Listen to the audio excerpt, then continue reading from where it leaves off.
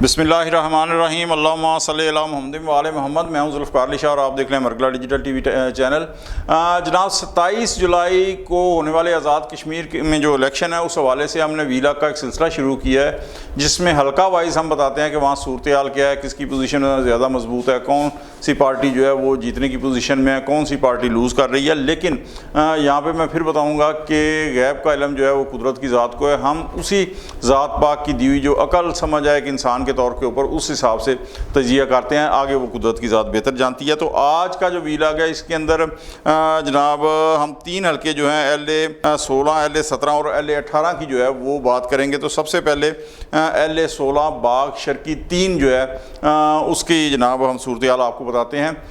यहाँ पर टोटल जो वोटर्स हैं वो जनाब 91,000 हैं और 2016 के अंदर यहाँ से सरदार मीर अकबर ख़ान जो है नवाज़ लीग के जनाब वो 25,461 वोट लेकर जो थे वो जीते थे। और जनाब सरदार ज़ियाउल कमर साहब जो पाकिस्तान पीपल्स पार्टी के हैं वो 16,439 वोट लेकर दूसरे नंबर पर रहे थे।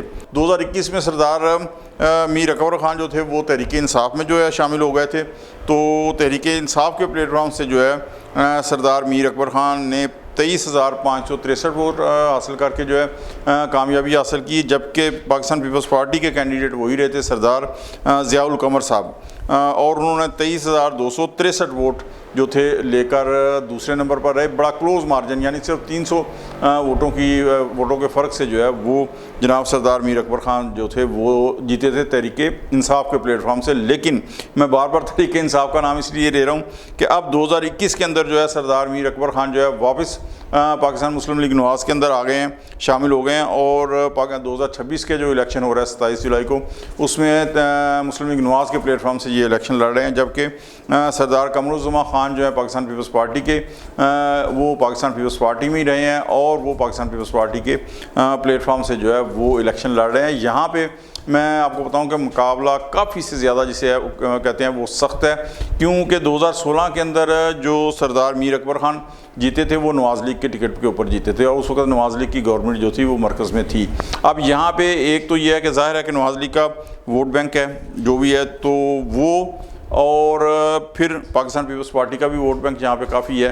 तो ये अब मरकज़ में चूँकि दोनों गवर्नमेंट हैं, पाकिस्तान पीपल्स पार्टी भी है और नवाज़ लीग भी है, तो इसलिए मैं कह रहा हूँ कि यहाँ मुकाबला काफ़ी सख्त जो है वो उसकी तवक्को की जा सकती है।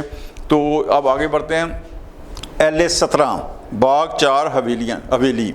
तो यहाँ पे जनाब वोटर्स की जो कुल तादाद है वो 97,900 के करीब है और यहाँ से जनाब 2006 में जनाब जीते थे चौधरी मोहम्मद अजीज़ साहब आज़ाद हैसियत के अंदर।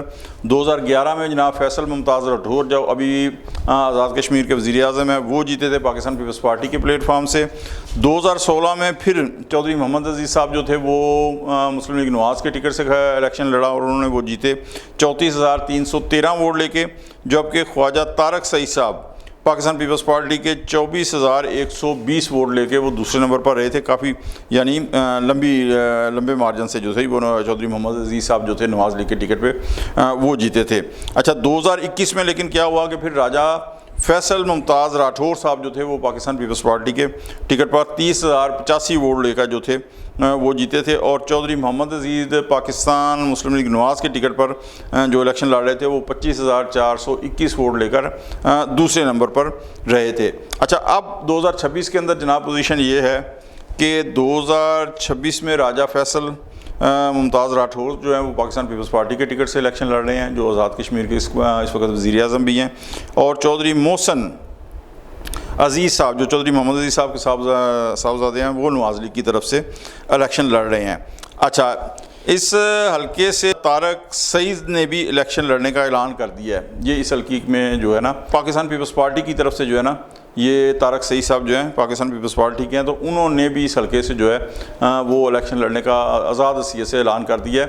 तो अगर तो ये मकसद विदड्रॉ नहीं होते तो ज़ाहिर है कि पाकिस्तान पीपल्स पार्टी के लिए फैसल मुमताज़ राठौर के लिए जो है वो यहाँ मुश्किलात पैदा करने का सबब बन सकते हैं। वो पाकिस्तान पीपल्स पार्टी का जो वोट बैंक है उसे ज़ाहिर है कुछ ना कुछ तोड़ेंगे। तो लेकिन अगर ये विदड्रॉ हो जाते हैं तो फिर फैसल पाकिस्तान पीपल्स पार्टी के लिए इस इलेक्शन को जीतना जो है वो फिर पाकिस्तान पीपल्स पार्टी का पलड़ा जो है वो एज उसे हासिल हो जाएगी, वो भारी हो जाएगा और फैसल मुमताज़ राठौर साहब के जो जीतने के इम्कान हैं वो ज़्यादा हो जाएंगे। उसकी वजह यह है कि यहाँ से फैसल मुमताज़ राठौर साहब के वालिद जो थे मुमताज़ हुसैन राठौर साहब, वो इलेक्शन लड़ा करते थे और वो आज़ाद कश्मीर के वज़ीर आज़म भी रहे थे।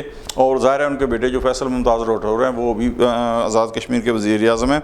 और उनके इंतकाल के बाद जो है अब उनके बेटे फैसल मुमताज़ राठौर जो है वो इस हल्के का इलेक्शन लड़ते हैं। तो जैसा कि मैंने आपको कहा कि अगर ख्वाजा तारक सईद साहब यहाँ से दस्तबरदार नहीं होते तो फिर फैसल मुमताज़ राठौर के लिए जो है ये मुश्किल हो जाएगा, यहाँ मुश्किलात जो है उनकी बढ़ जाएंगी और मुकाबला टफ हो जाएगा। लेकिन अगर वो विड्रा हो जाते हैं तो उसके बाद पाकिस्तान पीपल्स पार्टी के लिए ये सीट जीतना जो है वो कदरे जो है वो आसान हो जाएगा। तीसरा हल्का जो है जनाब वो है LA-18 पूंछ अब्बासपुर सिंधनौती 1। यहाँ पे जो वोटर की कुल तादाद है वो तकरीबन 98,000 के करीब है। 2006 के अंदर अब्दुल क़य्यूम खान नियाज़ी जो मुस्लिम कॉन्फ्रेंस के थे वो यहाँ से जीते थे और 2011 के अंदर चौधरी यासिन गुलशन साहब जो मुस्लिम लीग नवाज़ के थे वो यहाँ से जीते थे। अच्छा, 2016 में चौधरी यासिन गुलशन साहब जो थे मुस्लिम लीग नवाज़ के वो जीते थे और जनाब 19,413 वोट लेके।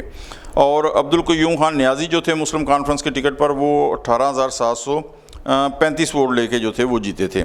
2021 में अब्दुल क़य्यूम खान जो था वो जनाब PTI के टिकट पर लड़े और 24,229 वोट लेके वो यहाँ से कामयाब हुए, जबकि चौधरी यासिन गुलशन साहब जो नवाज़ लीग के थे वो 15,769 वोट लेके वो दूसरे नंबर पर रहे थे।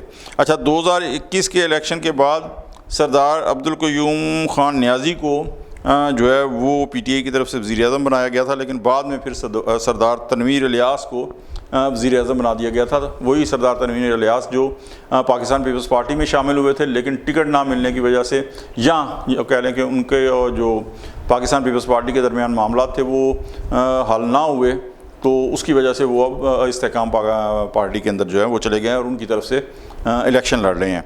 तो 2026 के अंदर जो है वो जनाब चौधरी यासिन गुलशन साहब नवाज़ लीग की तरफ से और सरदार अमजद यूसुफ खान जो है वो पाकिस्तान पीपल्स पार्टी की तरफ से इलेक्शन लड़ रहे हैं।